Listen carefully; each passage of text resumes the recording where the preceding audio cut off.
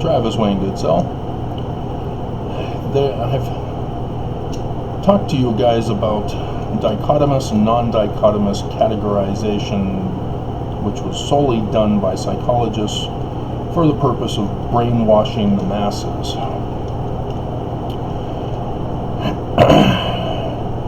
There's also a practice of, it's the art of war, divide and conquer. And so this is how you can see the fruits of it when you see false dichotomies in our society.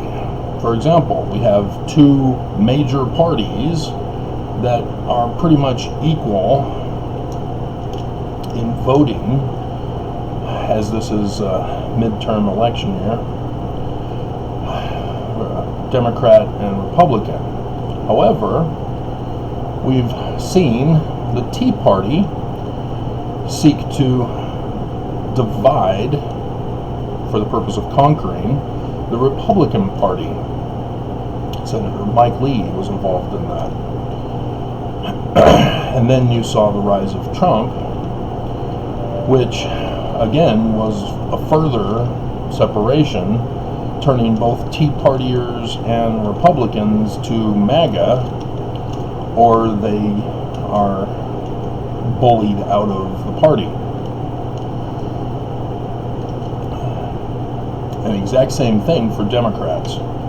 You saw the rise of the progressive movement, as there are progressives now dividing the Democrat Party. And then, of course, you've got your spies that infiltrate one of the parties so that they can screw up votes in Congress. So I think everybody should be aware of that and knows that. There shouldn't be any argument about that. But that's the whole purpose of these groups, is to destroy the party. And now we have Ultra MAGA, or Dark MAGA, depending on who you're listening to, that is now trying to further divide the MAGA party. You see MAGA being more diligent in destroying itself.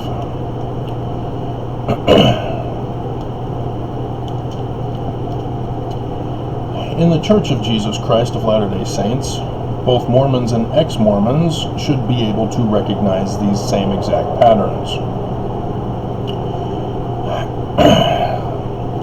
Right off the bat, you should recognize the false dichotomy, Mormon, ex-Mormon. It's a false dichotomy because the church has lied to us about the origins of the church. They claim Joseph Smith is the founder, and yet continuously falsely accuse him and spread misinformation about him. That's what you do to convince people to join one tribe or another, is you spread misinformation and disinformation. And this is done by anti-science and fallacy arguments. You lie, is what you do, in order to divide and conquer, turning people into party tribal groups rather than individuals who are able to reason and utilize science and logical argument to come to truth. And so the church, with their intent purpose to destroy the church, this is what happens when you set out to create a false dichotomy to divide and conquer. Heber J. Grant's 1973 addition to the Articles of Incorporation for the church came right out and confessed, we plan on abandoning Mormons one day. And they are purposely doing this with the same thing that is being done to Christianity, as evangelicals are now reaching a majority in the United States for the sole purpose of a false dichotomy with other Christian groups, which are already non-dichotomous. As we're seeing other groups, Methodists, Southern Baptists, just made the news yesterday or the day before, with sex scandals and such. And the Catholic Church, long known for their sex scandals. And so, yes, the church as well has their sex scandals. As during the previous presidential administration, continuing to this day, we are seeing numerous Mormon sex scandals on the rise. And why then would the church seek to destroy itself? Well, the Book of Mormon warns us of this. They present in the story form, and again, it's the false dichotomy battle between Mormon and ex-Mormons, that Mormons believe the Book of Mormon is literal history. Ex-Mormons say, no, it's not literal history, it's plagiarized fraud. False dichotomy, guys. You're not looking for the truth. You're not using science. You're not using logic to come to your conclusions. And both have their tribal leaders to rally them around their misinformation campaign. Mormons obviously have the prophets. But there are those leaders in the ex-Mormon community that are also leading this non-dichotomous misinformation campaign and false dichotomy misinformation campaign. And we know of the prophecies because if you have been watching my channel, you know what I'm referring to. Canandaigua, New York, 1826, in September, 9/11.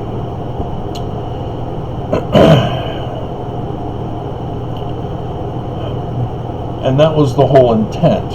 Albert Pike, in his letter to Giuseppe Mazzini, which is well known among conspiracy theorists who have altered the definitions of conspiracy and theory. Again, misinformation campaign. You alter definitions of words so that you can lie and deceive the people. It is a legitimate theory which has been confirmed. I myself have confirmed it with my knowledge of the real church history. Tied to the Illuminati. John C. Bennett forming a Halcyon Order of Illuminati, who was part of the Danites, who were secretly practicing polygamy, getting Joseph Smith in trouble for all sorts of crimes so that they, with their leader, Brigham Young, could lead the church instead. And then eventually they realized they would have to murder him because they could not lock him up for life. And if you're going to fight your tribal views, whether you're Mormon or ex-Mormon, because both sides do not agree with me. Both sides are anti-science, anti-logical argument. And it's both sides that claim the other is not using science and logic. It's horrendous how successful the enemy has been using psychology to brainwash the masses for this divide and conquer of the United States and religion. That was the whole purpose of Albert Pike's letter. We're going to destroy Christianity, which was created by Constantine at the Nicene Creed, the Nicene Council.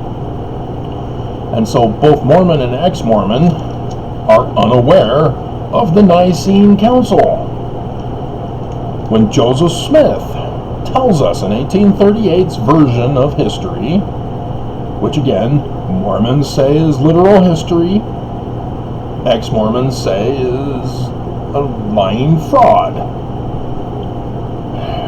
You're missing the whole point of what was being talked about. As Gerald and Sandra Tanner did not understand it either, as they went and created their Utah Lighthouse Ministries. Christianity. Both sides, Mormon and ex-Mormon, believe Jesus Christ is the Christ of Joseph Smith. You've not understood the first vision. When he says that all their creeds are an abomination, what do you think he's talking about? He's talking about Jesus. Constantine created Jesus. Yes, he does exist in literature, apocalyptic literature, Revelation, Apocalypse, Latter Days. Yes, Jesus is named among the beasts and the dragons and flying horses and frogs. You've missed the whole point because of the misinformation from the Great and Abominable Church of Constantine. And so the Book of Mormon talks about the Great and Abominable Church, but it's not talking about Constantine. It's talking about a pattern of someone else emerging. I've been going over that with you with Joseph Smith's unpublished by Brigham Young, because Brigham Young is exposed by Joseph Smith as the leader of the Danites, who would betray Joseph Smith and have him murdered. What do you think the reference to Mark chapter 14 is all about? Oh, you didn't read it? You're a Mormon and you don't want to learn the truth because you'll trust the prophets. They wouldn't lie to you. Or you're an ex-Mormon. Oh, Joseph Smith is all a fraud. None of his documents are true. He lies. You're going to miss the truth. That one document destroys this church, identifying it as the Great and Abominable Church talked about in the Book of Mormon. And yes, the Book of Mormon was written before 19 July 1840 by Joseph Smith. It was not published by Brigham Young, because Brigham Young was not happy that he was exposed as the false Christ of the Great and Abominable Church to be. That would be named the Church of Jesus Christ of Latter-day Saints. Do you not understand what the word shall means in definition? What tense, verb tense, it refers to? Because the church was not called the Church of Joseph Smith, or the Church of Jesus Christ of Latter-day Saints, when Joseph Smith gave that section. People just don't think. And it's because you've been brainwashed.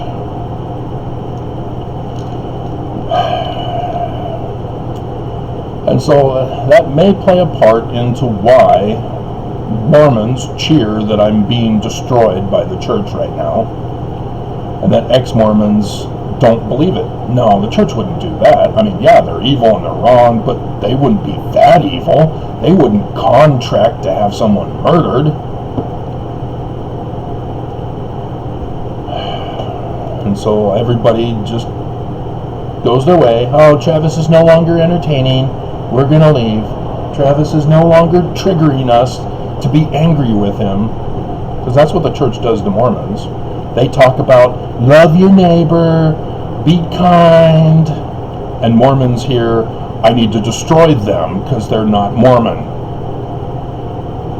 That's what Mormons hear. That's why Mormons go on social media channels to put thumbs down or dislikes or 1 star or whatever it is, to show their hatred and disapproval of such people, and put hate comments and death threats. Because Mormons, in case you didn't know, are being divided as well. Not just from ex-Mormons who leave the church in mass numbers, but now you have within Mormonism that still remains what's called Desnat. They are the Ultra MAGA, seeking to overthrow the church. And it seems innocent. All they want to do is take away everybody's agency to force them to follow the prophets. What could be damaging and harmful about that? That was the leader's excuse when he gets called out for being a domestic terrorist. Tiancum's javelin. My hell. Oh no, we're not a threat. Tiancum's javelin. Case closed. You're a domestic terrorist.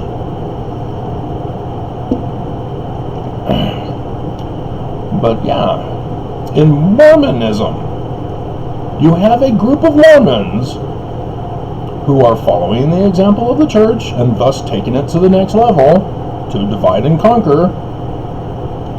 Satan's plan of happiness. Force agency. Take away agency. Put people into bondage and slavery. Force people to obey. It's blatantly obvious, and yet these Mormons do not get it. As Mormons generally do not get it when their prophet tells them to obey. You know, he says, obey God, keep your covenants, temple covenants, go to the temple, and you don't catch on. You notice that the church keeps building third world temples? Temples in third world countries. You've got a country that is so impoverished, and then all of a sudden, oh, it's the Garden of Eden, the temple, yay! Do you know how much of an impact that has on the natives of the land that we build temples? They're poor, they see the church come in, build a wealthy temple. Yeah, well, there was a whole problem of this kind of nature south of the border. This is why, when Nelson took over, the Mormon leaks revealed that nobody was attending church anymore. Retention rate had tanked. And this was because the rich missionaries who were able to buy Mr. Mac suits go down and tell them Jesus this and Jesus that. They join the church thinking, oh, okay, they're rich, I'll get rich too by simply being Mormon. And then they don't get rich. And in fact, they have to give 10% of their money now to the church so that the church can be rich. Whereas they get further impoverished with tithing racket.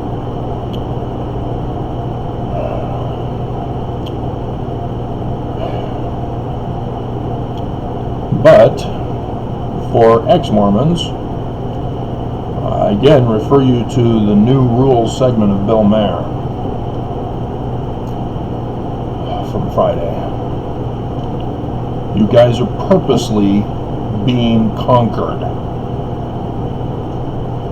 There have been numerous instances throughout the history of the world in which mankind has sought genocidal warfare against other groups. The Russian invasion of Ukraine is a genocidal war. It's a genocidal war because Putin is purposely seeking the extermination of Ukrainians. That's how you know it's a genocidal war. And so when you have false dichotomous news sources, this can be confusing as they help to spread the misinformation and disinformation. But in our day, in modern history, we are witnessing all sorts of psychological warfare for the sole purpose of destroying mankind, to divide and conquer. And with LGBTQ, IAPO+, you guys are not seeing the danger zone that's coming. You are not learning about Nazi Germany and what they did. You are letting history repeat itself as you're cheering that laws are getting passed specifically to favor you, and getting your driver's license changed and your birth certificate changed, and you don't recognize the imminent danger that is knocking at the door. Hannibal is at the gates.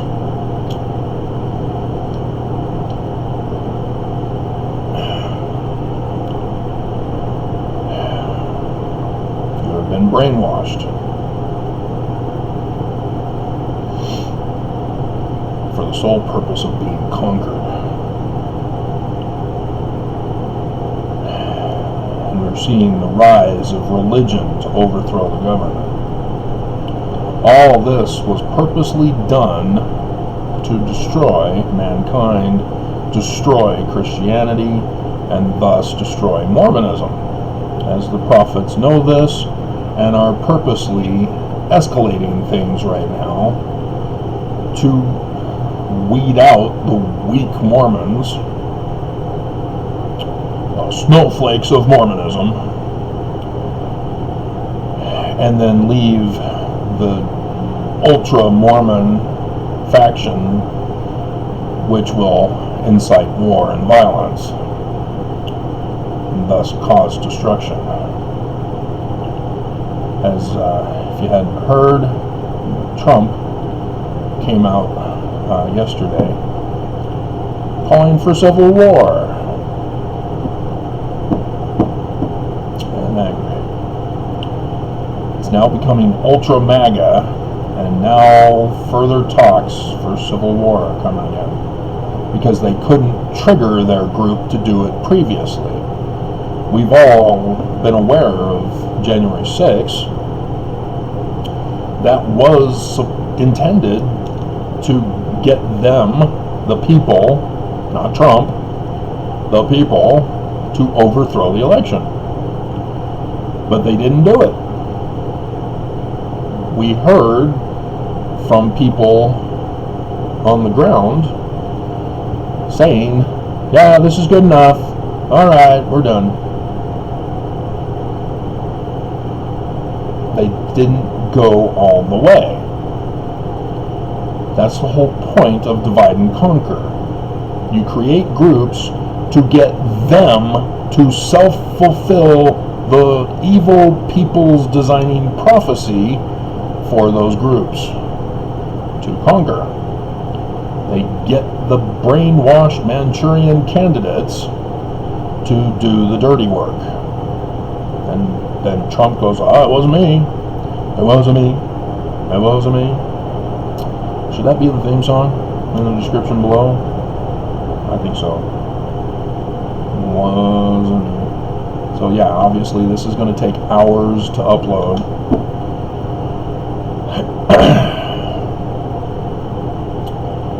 And so I hope in this shortened version of explanation that you can understand.